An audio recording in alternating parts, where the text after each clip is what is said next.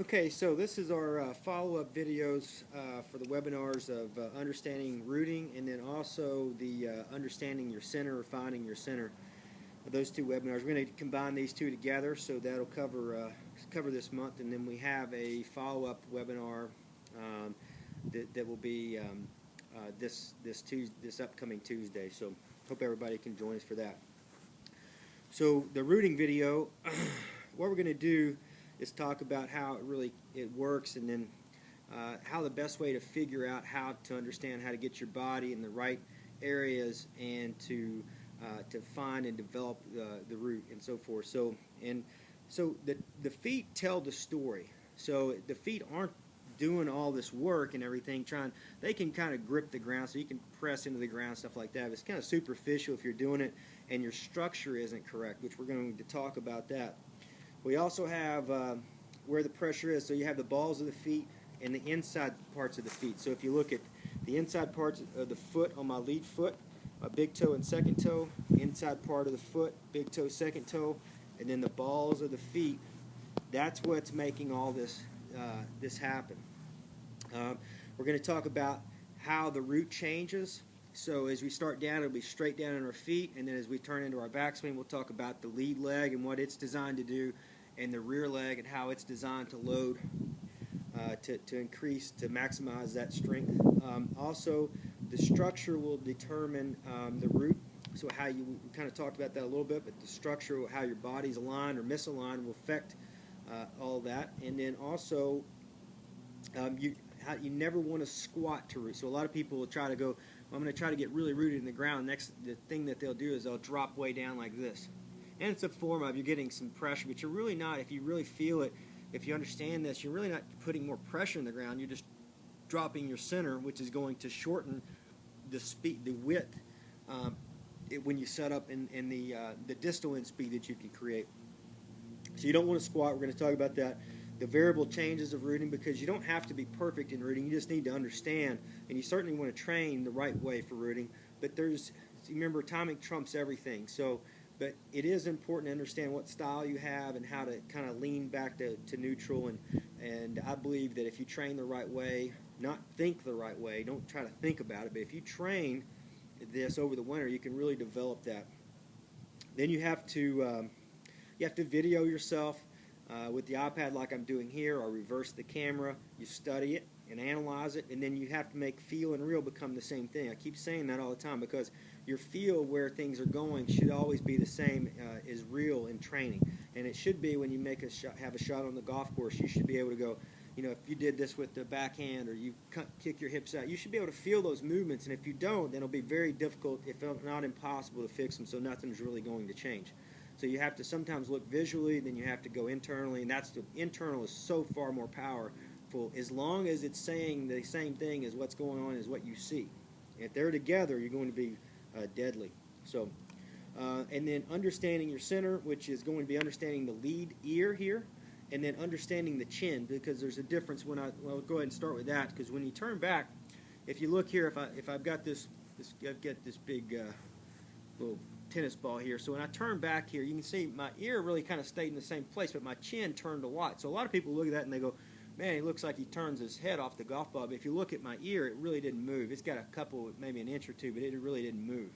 If you move the ear off, that's a good example of just a way to look at your video and study it and analyze it. So the chin can turn. You'll see players really turn their chin to the right, so it looks like their neck's way over here, which it can be, because it can rotate. The neck, the cervical part of the spine can rotate, but this ear hasn't moved.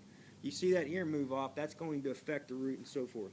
Joint alignments, very similar to rooting. That's why these two videos will work really well together, because they are related in a lot of aspects. Know where you are, basically knowing. You need to look at video like we talked about, but you need to know if you're over here. You need to know if you're training over here, or if you're spinning over here, or you're doing all this stuff. You need to know that by video, and then you need to analyze it and correct it. And then you need to change, obviously, if you need to change that. And then the body moves, gently from when you get here. The way the body moves will affect the sweet spot when we come in. It'll affect the center. So if I snap my body my spinner's probably going to change if I kick my hips like this, or if I just get in transition and cast the club. You know, your center's not going to be moving. The center moves, and as you torque up here, the center will be gradually moved. If you watch my ear, it doesn't really change here, but you watch my hips will gently move forward, and my shoulders are moving forward, and my wrist and arm are moving forward through the shot, just like this right here. But you can notice I didn't move my center, my head did not move forward like that to help. It doesn't. If you do that, you'll be in problems. Most good players will kick their head and body back this way to kind of get under it and flip it, which is not the way you want to go. It's a better player's version. Most amateurs will sometimes kind of get their head spinning over the top like this, so even though their weight's on their back foot, their head will actually be in the front, or they'll just run out in front and slide. So when you move forward, it certainly affects that. So the feet tell a story, so we'll start there, and then we'll work our way along.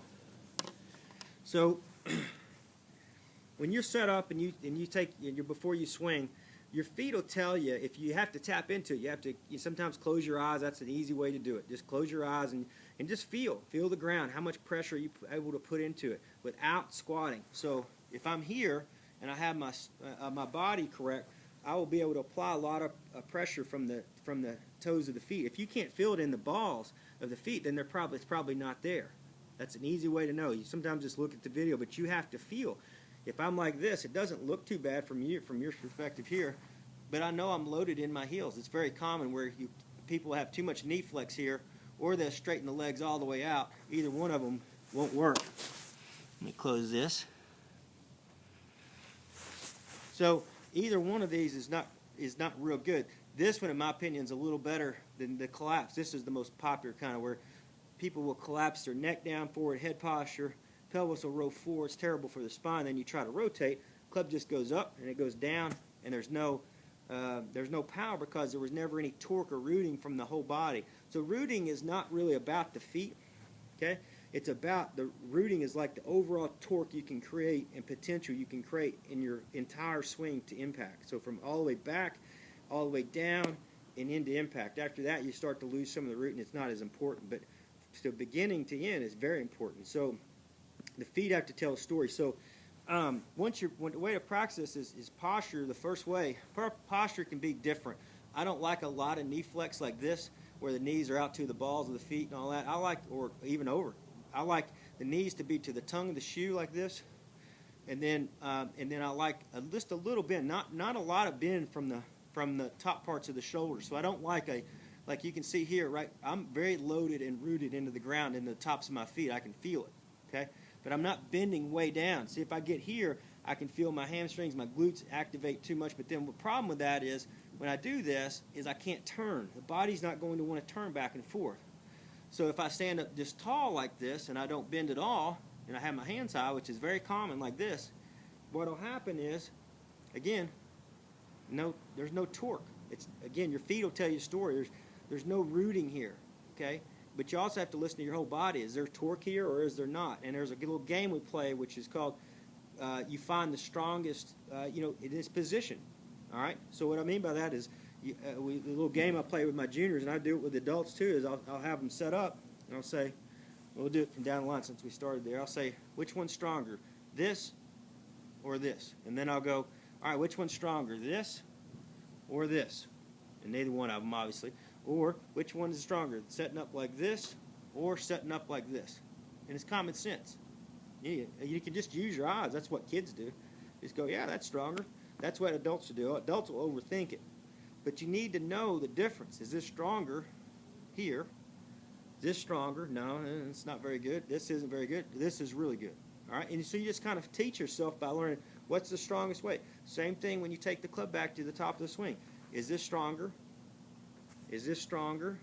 What's the strongest out of these three? And it's common sense. You go, all right, that doesn't look very strong. Doesn't feel very strong. What's not? Okay? So that won't work. This isn't any better. Same, just change the plane. That hadn't changed. But when I change my body dynamics, now we've got strength. And that's how you build strong. And then you can say, all right, what's stronger? Casting the club down like this, casting the club head only like this, and not moving the body. Is this stronger? No. Is that stronger? Is this stronger? What's the strongest? That's the strongest, okay, what we talk about. See, depth in the hips, hip center back out. Again, I'm rooted again. and in here. So I'm rooted all the way through the shot. Is this stronger, or is this stronger? Is this stronger, or this stronger? And you'll see that in your real swing. Now, you're not going to be able to take a 7-iron driver and figure that out. You're just going to have to train until it becomes in there. It'll be hard enough for you to do it in training, much less to be able to do it in a live swing. You have to train to where when you turn the brain off, that it starts to work and automatically helps you. So that little game is a great way to learn how to feel if you're rooted in the whole body, not just the feet. Okay? So when you set up a little drill that's good, is what I like to do is I'll set up this. I can't do this anatomically posture perfect with the camera like this when I'm looking down, but it basically just set up with my club about right at the belt buckle here. All right, my weight's somewhat in the middle of my feet. I'll lean forward, so I'll lean everything forward, and then I just bend. No knee flex, and did just a little bit of knee flex, so it'd look like this. So it'd go. I would start here, straight up and down, club's angled down. You see. I bend down till it hits the ground, and then I kind of have to start feeling. If I kept bending, I would go, I can tell that's not enough. If I just drop the club down, that's not it. But see, this, you got to feel like this whole spine is welded together. You can see it hinges as one unit. Don't hinge from the thoracic like this. That doesn't count. You want to be up tall, good posture. Take that, bend down. Make sure you're, because a lot of people will bend. They'll look good right here, and they don't realize they're in their heels. So then when they get to swinging, the club's working sideways like this, and they're off balance there. So what we want to do is stay on the tops of the feet. So it's just here, I lean to the tops of the feet, bend down, and get it, and I can just start to feel. Okay. So that would be how you would do the setup. The best thing you would do for understanding how the root changes. This is really important. We're going to go because we know the balls of the feet and the insides of the feet. It's very important to know what the function of the lead leg and the rear leg are designed to do. So the lead leg, I'm going to show you, it's on an angle. So if you look here, if I just took my knee and I bent it behind the ball, that's the angle, whether the heel's down or not. What a lot of people do is they'll move the knee straight inward. So down the line it looks like this. You don't even hardly see the knee. They'll move it kind of like this. So there's no power and the arms just kind of collapse. The knee should be out. This left knee should go out towards the golf ball. So the big toe and the second toe will be applying a pressure this way towards the camera. Now again, the hip height isn't like this, so you can't go like, you could do it, but that's not the right way to do it. Your hip height is low. Your hip height is this, okay? So I don't want high hips where my hips are way up. I want my hips back and down. My toe goes this way. My right leg will go counter to that, so it will go back and around, but again, the toe and the big toe and the second toe are turned like if I put this club in the ground like that and I turned it a little bit, if I just turn that a little bit, that's what that feels like. So it goes just like this, and I turn that right toe in without moving my center, right? So it's really just, and I just basically lock myself into that, okay? So that's how I've got my lead leg is rooted. Two totally different types of way of rooting. This root's going this way and in. This one's going out. Okay, it's very important. It's not going out here, and it's not going like this. It's going behind the golf ball, whether my heel's down or not. I like players, and at the golf school, sometimes I'll have them lift that heel off the ground. There's nothing wrong with doing it. A lot of the greatest players of all time did it. It's a great way to get the rhythm of the feet and circle and all those things. But because again, if I just lift the heel up kind of like this and kick my hips out, that's about the only way I can not feel the root. If I lift my heel up, a lot of times players will instantly feel that root, and that feels strong, which is great. So then you just turn your rear side over the top of that. So you turn this side over the top, and if you keep the pressure in the big toe and the second toe, inside of the foot and on the ball of the foot, and not let it get to the heel, you won't be able to get your arms behind you. You can't really, that's about all I got. It'll naturally want to go in front of you, but you'll have a lot of rotation, which is important. You don't want to have a swing that has the clubs in front of you with no rotation, because it's just going to come down like this.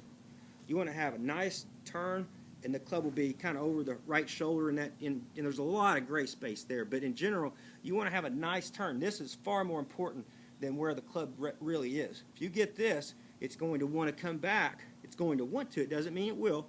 It will want to recenter itself and be more natural coming through. So it's very important on how you use the root with your lead leg and your right leg. Again, right leg looks like this. Stake it in the ground.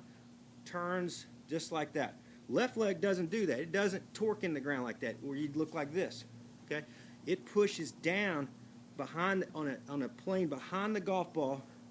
If I take my normal golf ball position, I actually measured it, it would be about this far behind where you see that golf ball.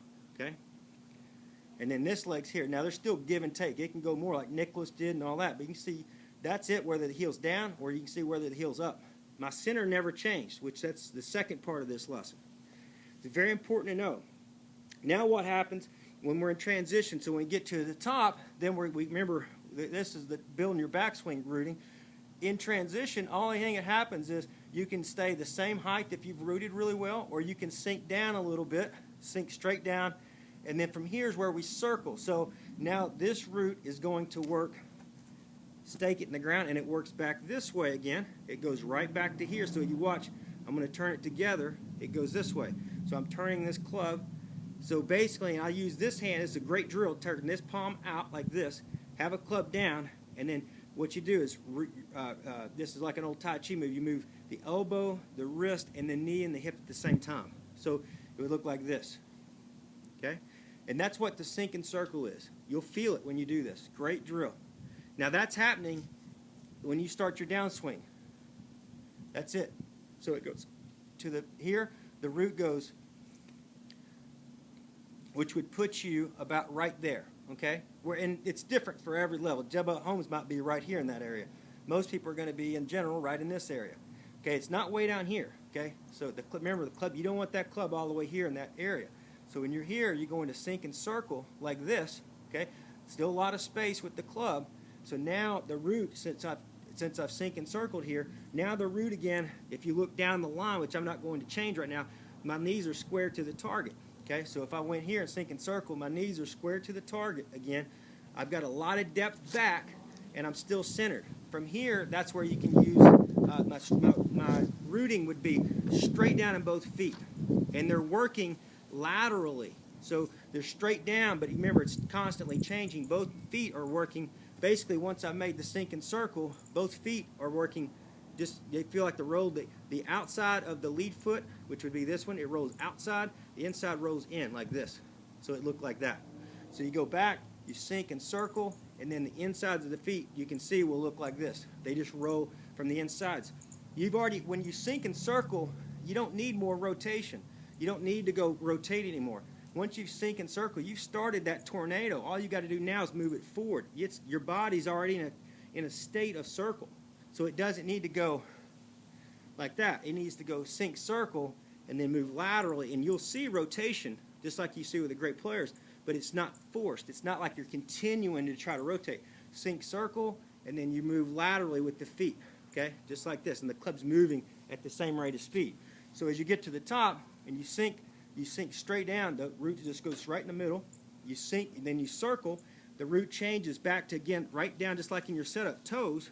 And then it's moving laterally just like this. And the root would be when you get to the grip alignment point, or timing contact grip alignment point, it's very strong here. Okay, it's not flexed like that. It's very strong on the lead toe. That's where you get this alignment of the shaft, the face, the left foot, the knee, the hip, and the inside of the shoulder. They're all in alignment. Okay? If my hip was forward and I kick my hips up like this, that's not rooted. I might have my grip alignment point, but I'm going to whiff because I'm so high. If I've got my grip alignment point, my hips way back, and my chest is this way and here, and I've got my grip alignment point, your ball's going to run off the face one way or the other. That's why it's very important to have really good structure and alignment, and that's what corrects the root. Structure and alignment are what makes the body root. You can't force your body to root. You have to get alignments. It doesn't take effort. It just takes understanding. Okay? So you get it here, and if I go, I'm going to get rooted, then people will grip really hard, and they'll try to squeeze their legs and their core and all that. You don't have to do all that. I haven't tried to engage one muscle. I just got myself lined up, angled properly, and kept angles the right way. Okay?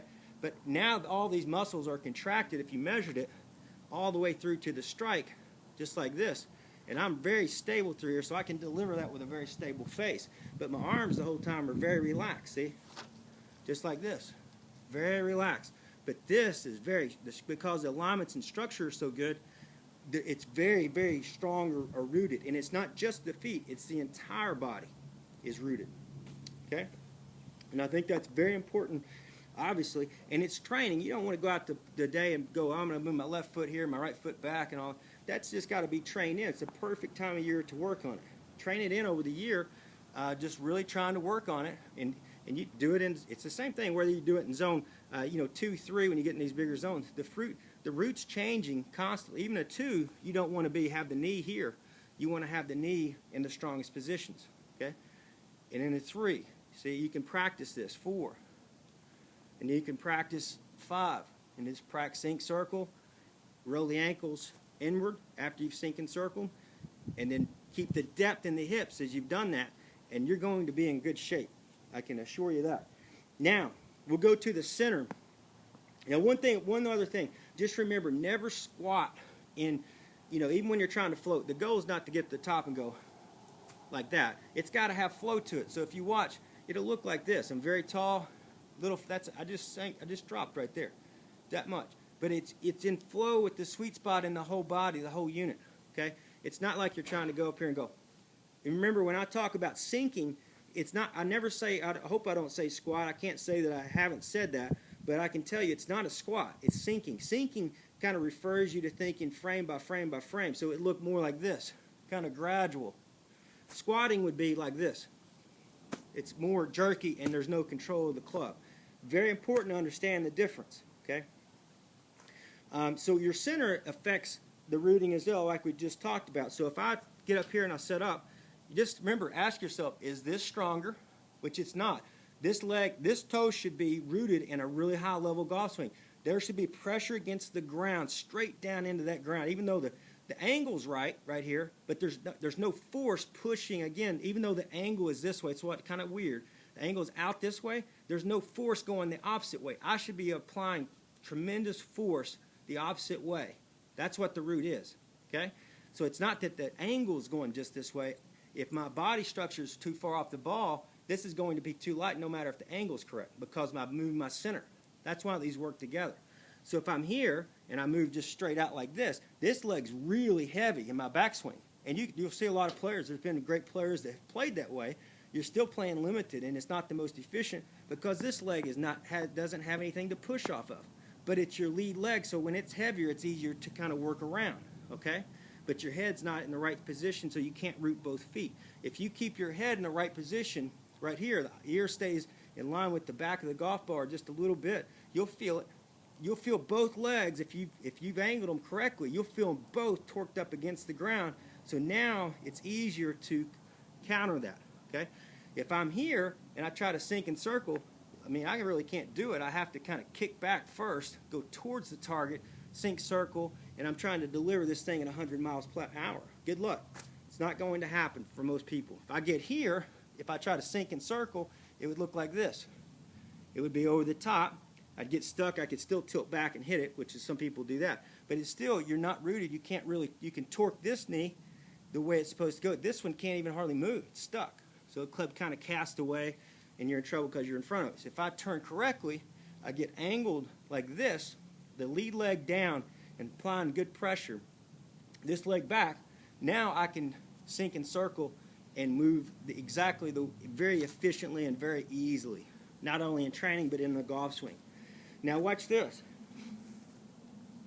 Okay, if I stand up, so if I have good posture here and I lift up and I turn my shoulders real flat, that pulls my hip height up and out of socket, really, and you're exposing the lower lumbar spine. And there's players that do this and can play good.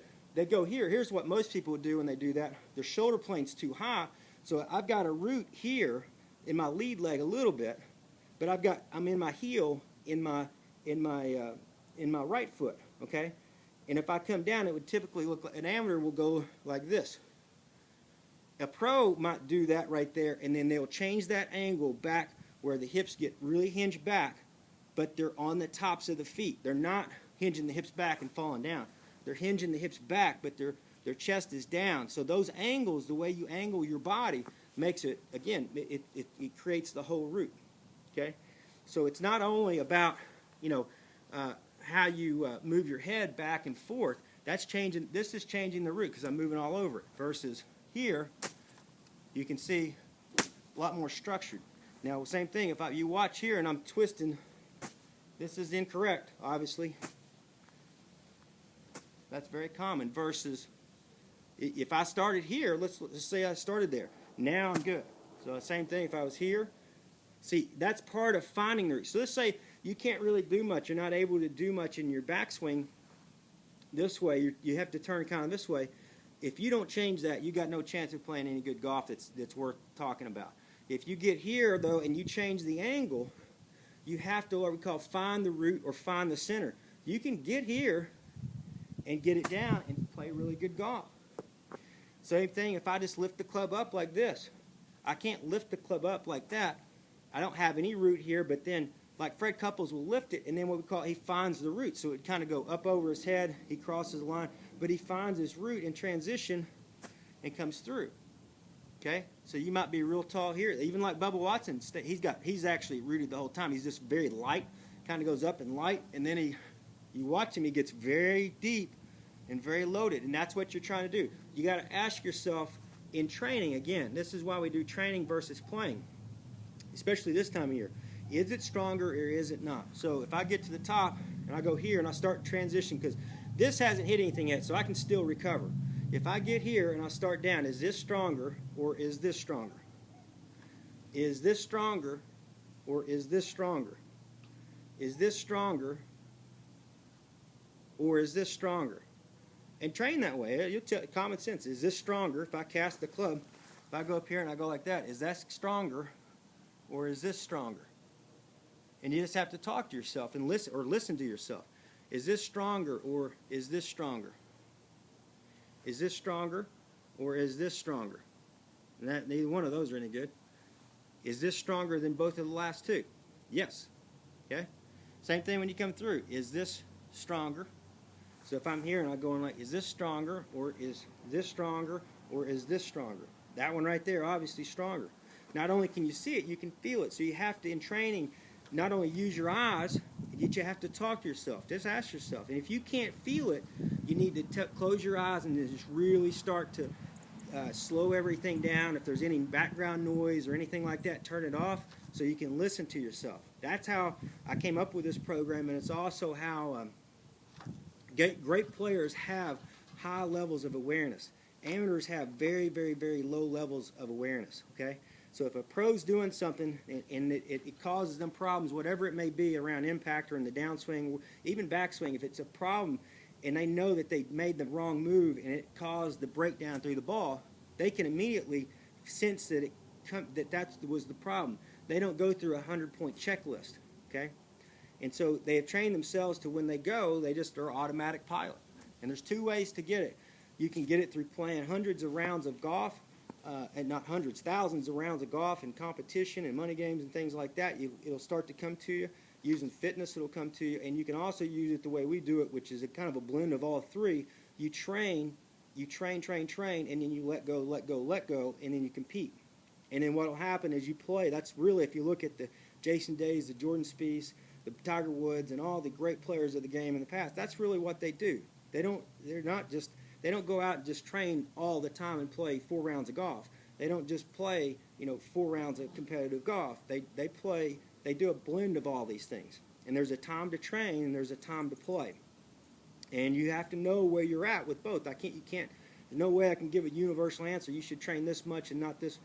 You got to know when you train if you're training a whole lot and you went at it 4 months and you're just not getting the scores, but you're seeing your swing get a lot better, that tells you need to end all the training and go to play mode and study about the mental game, the physical side, lifting, stretching, and get your mind clear and get the monkey mind settled down.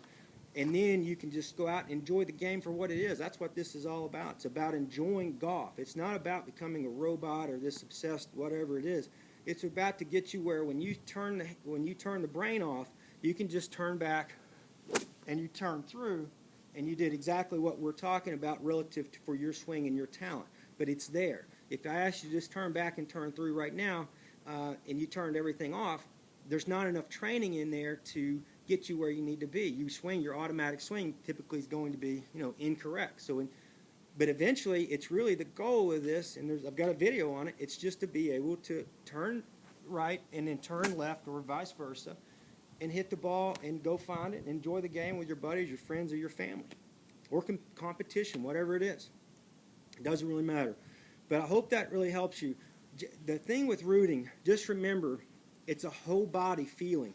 The feet will tell you a lot of the story because you're connected to the ground. But the rooting is a whole system.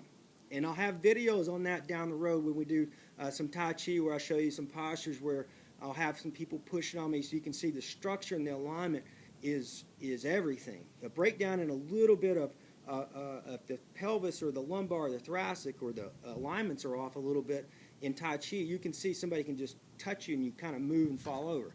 If you have a really hard structure, I can have a 300-pound person that's as strong as a mule pushing on me, and I'm not moving an inch. And it's not fake.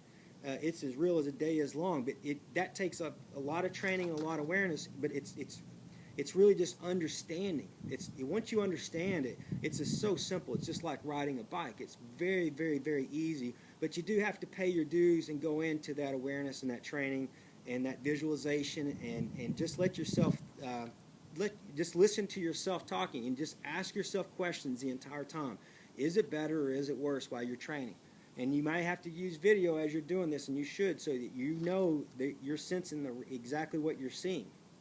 When you get those connected together and you're feeling things, like if you take it back and you don't know that this is weak, you got problems. And most people, I don't mean that bad, but that's what most people do. They'll take it back and they'll think, oh, that's okay. And if they don't recover. So they'll think, I'll just take it back. They don't pause, and then it comes straight back down like this. And all those are weak. So if I was here and I push them around, if I was here and I was pushing on you, I'd say, all right, is that strong? That's where you're at. Do you think that's strong? Yes, that feels okay.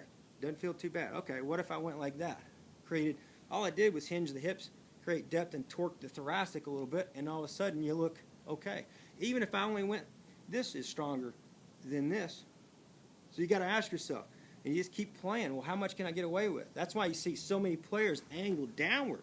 They're like this on the downswing. Okay, they're not like this, because this is stronger. Now, an amateur, they're going to be like this coming down most of the time, either like this, and they're stood up. And you just look at your videos and you'll see. And they might be some good players that are kind of like this. Is this stronger than this? I guarantee you that player is going to be on the tour, and the other one will be this is going to be a good player probably. That didn't mean everything, but he's probably going to be. But you see that versus this. Take the other guy. Take the second one.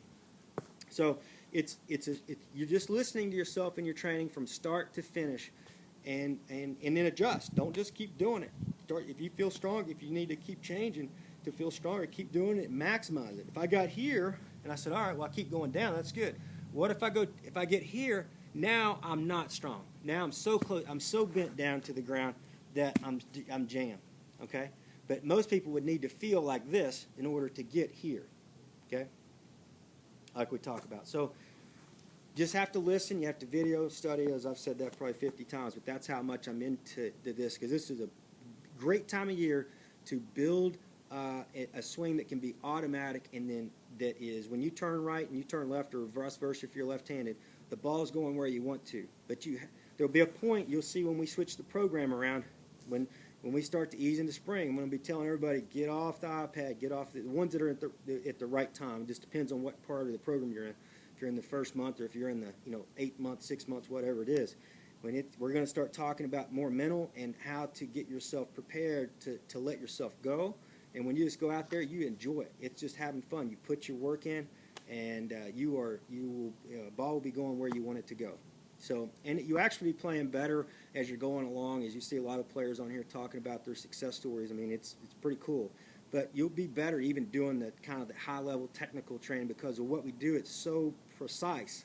It's not like you're going to go start playing horrible golf. You're going to be playing better than what you were. But you won't play to the level you will in about 5-6 months when you've been in the program for a while and you're doing what you're thinking you're doing, feeling real or the same.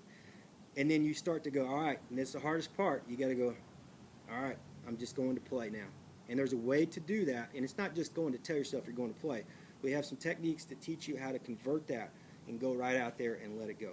But right now we're in training mode. We will be for probably till the end of maybe middle of February, and then we'll get ready to go let it go. Thank you for your patience. I know we didn't get the last video out posted in time, but this is a great way. The system we used before didn't upload, and it was a big pain, and so I just went back to the old iPad, and anyway, I will see you next Tuesday and look forward to it. Thank you.